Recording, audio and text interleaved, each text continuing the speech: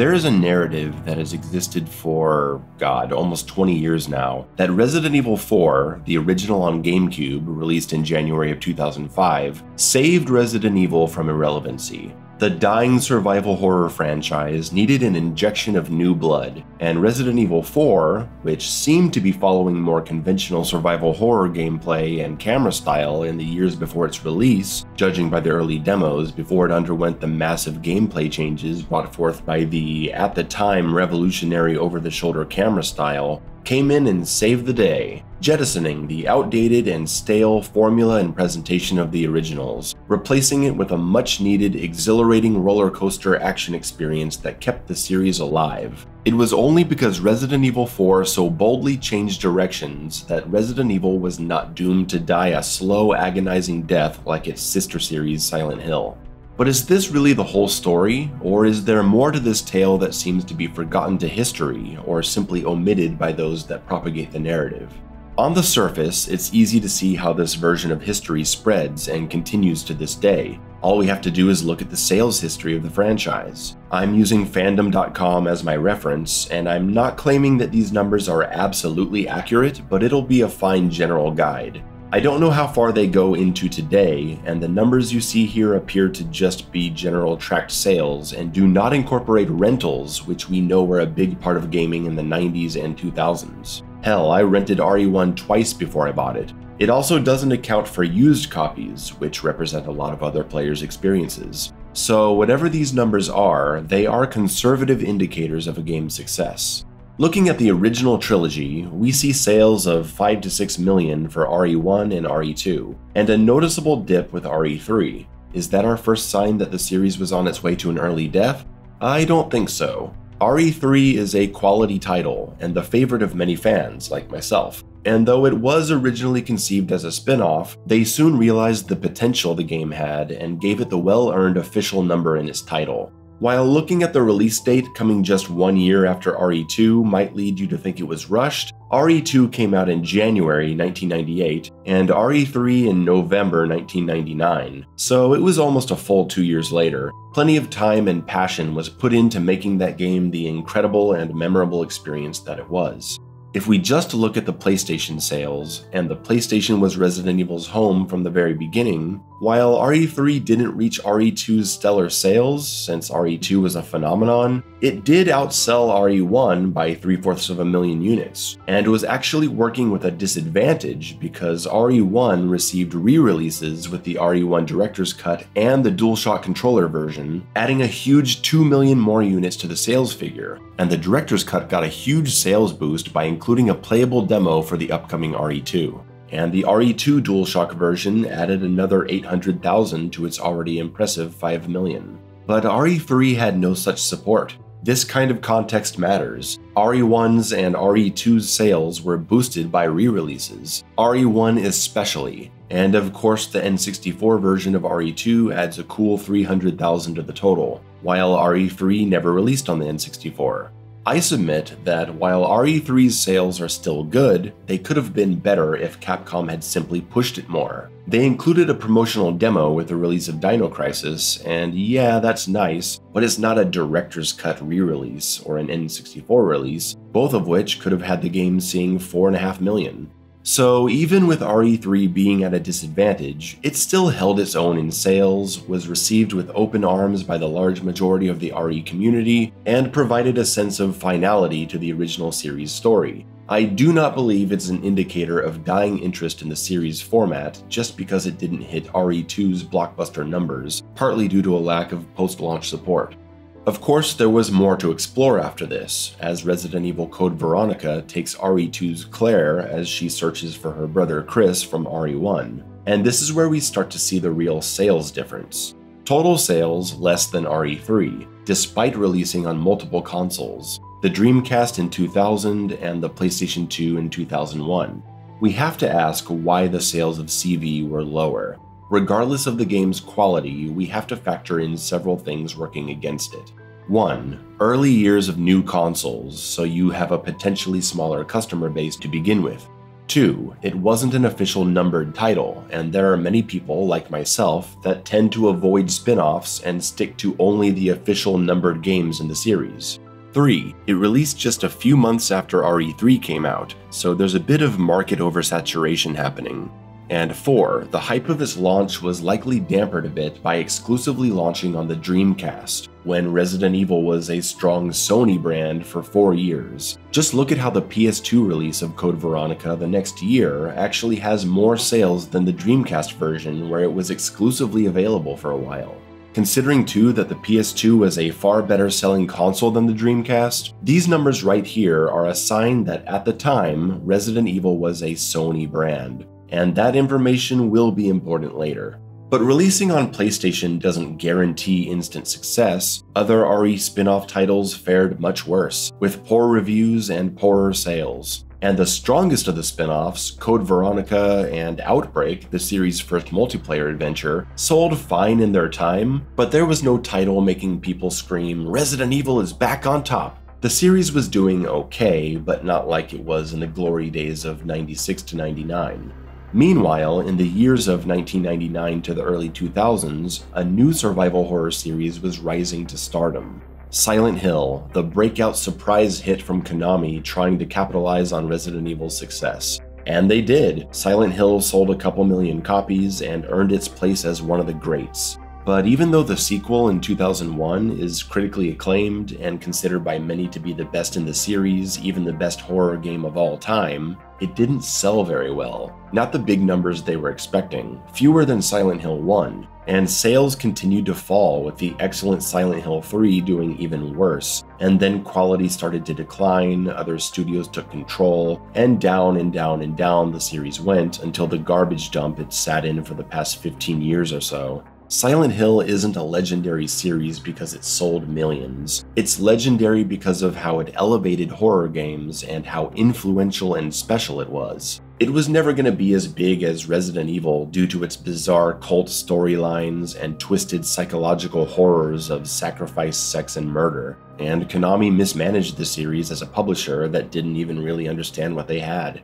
But why am I talking about Silent Hill? It's because we have to consider the argument that Resident Evil 4 didn't just bring back a dying Resident Evil franchise, but that survival horror as a genre was on the way out. With Code Veronica and Outbreak not rising to even RE3's numbers, and the Silent Hill franchise petering out quickly, maybe there's a degree of truth to the idea that RE4 was desperately needed to bring Resident Evil back into major success.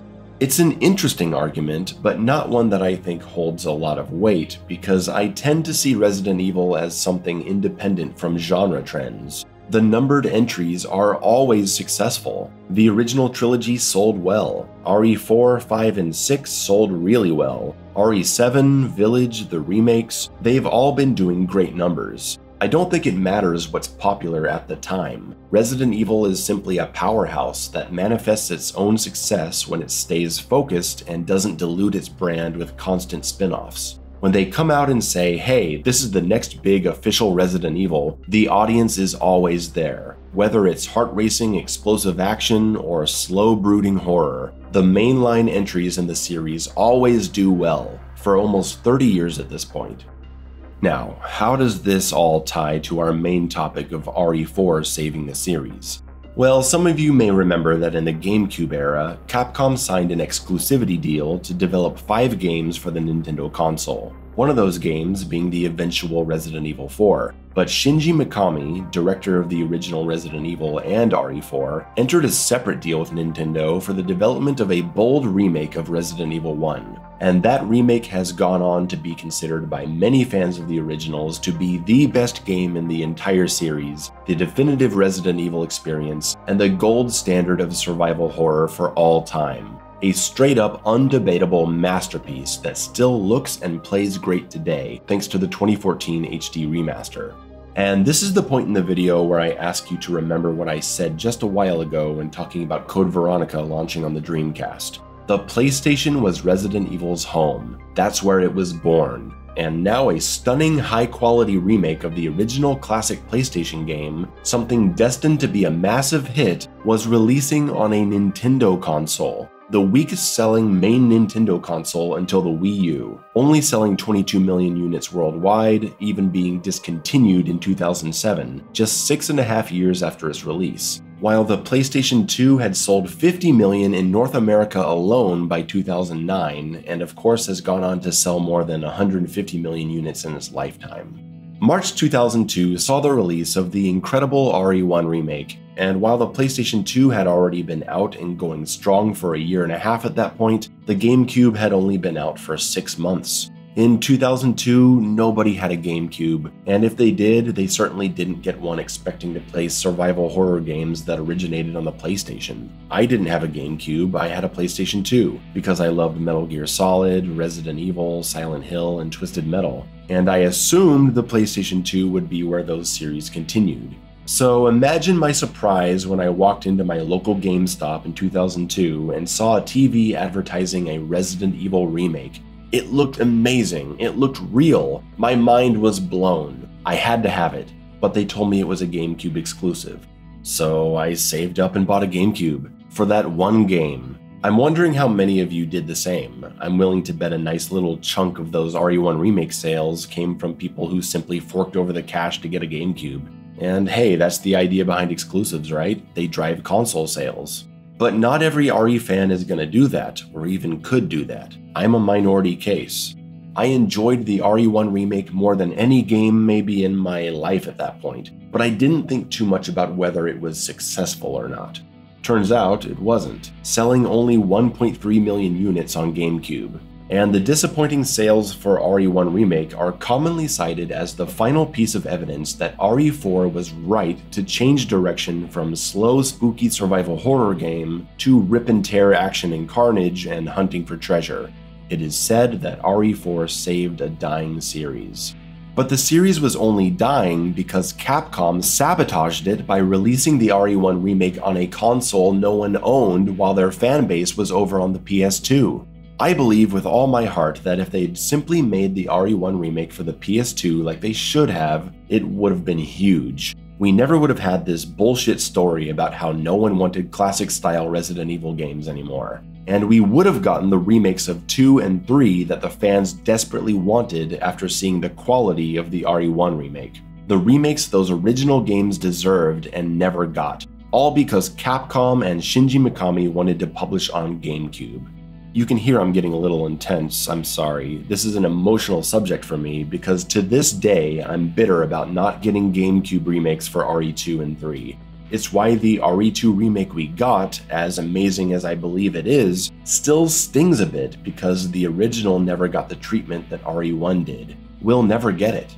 And it's why so many of us are incredibly upset about how bad the RE3 remake is. It's not just a case of a game we love being remade, that happens all the time. If you don't like the Dead Space remake, then forget about it. It's not like fans were clamoring for one anyway, but fans of RE3 and 2 were fully expecting Capcom to continue with the GameCube remakes because of how incredible the first one was. It was our dream to see remakes of RE2 and 3 happen. But they never came, and they just ported the originals to the GameCube instead, and we were left disappointed for about 17 years. And then to see RE3 finally remade and it turns out like this? Well, maybe that helps you understand why people hate it so much, and why some old school fans were upset about the RE2 remake not having an angular camera, instead going for RE4's over-the-shoulder perspective. They're still pissed about not getting a GameCube remake.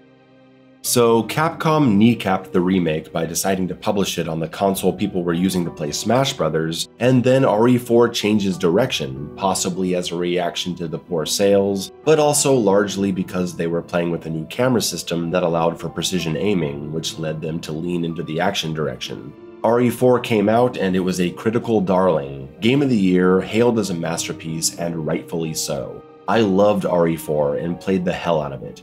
But was it really the success that Capcom needed it to be after the disappointing RE1 remake and RE0 from 2002?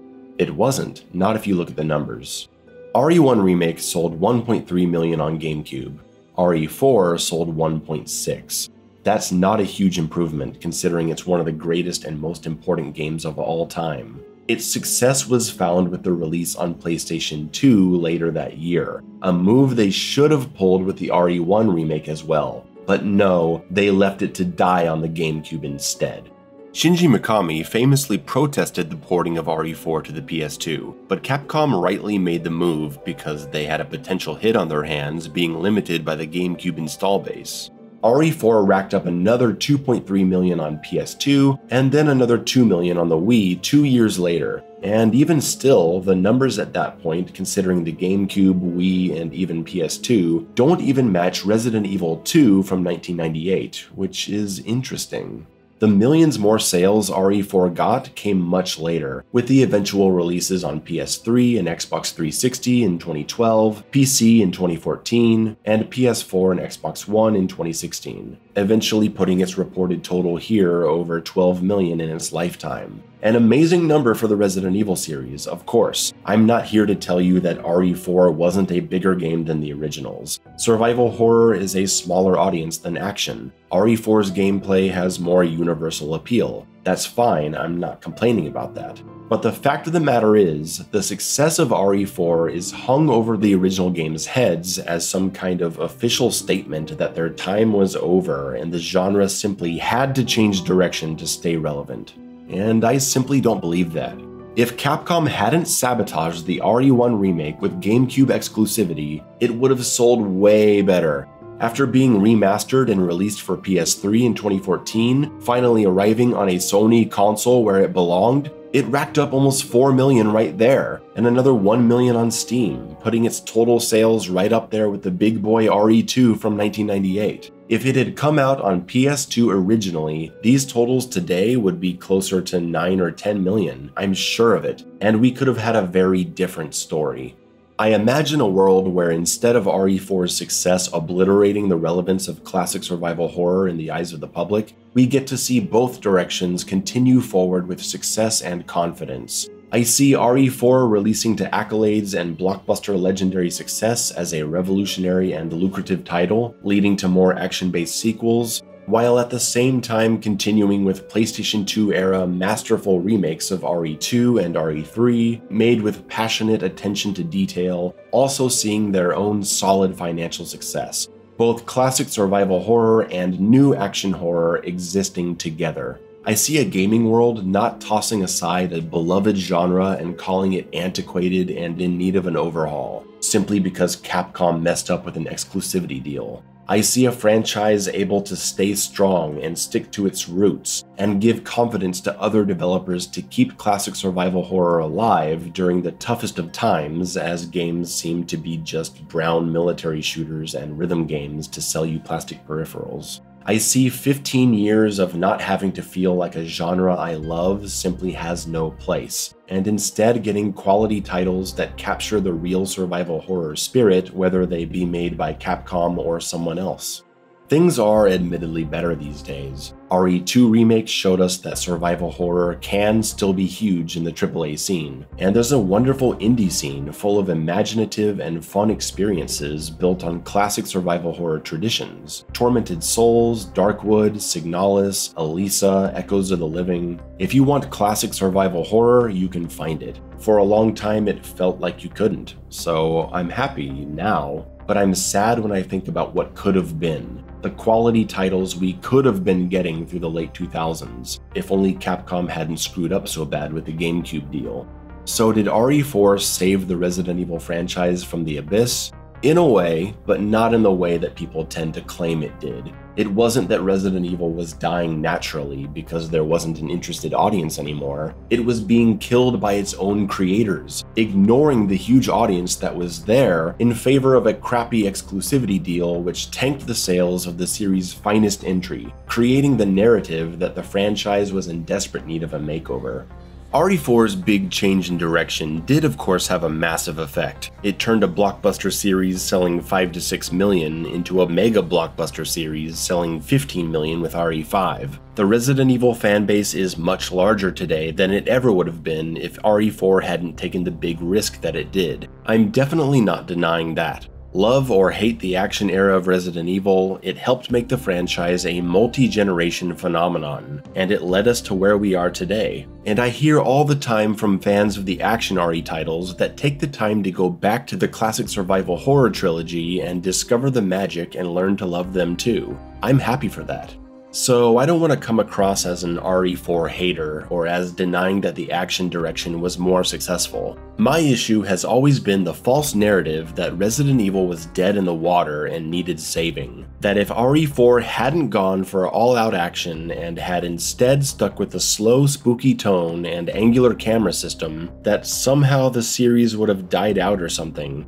No, I don't believe that. And even if it had happened, it certainly wouldn't have been the game's fault. It would have been the fault of the exclusivity deal with the GameCube. Thank you for watching this video. I'm sure it'll be a contentious one. Comment below, it's going to be a lot of fun. I want to hear what everyone has to say. Unless you're someone who thinks classic survival horror games suck, then I couldn't care less. Bye!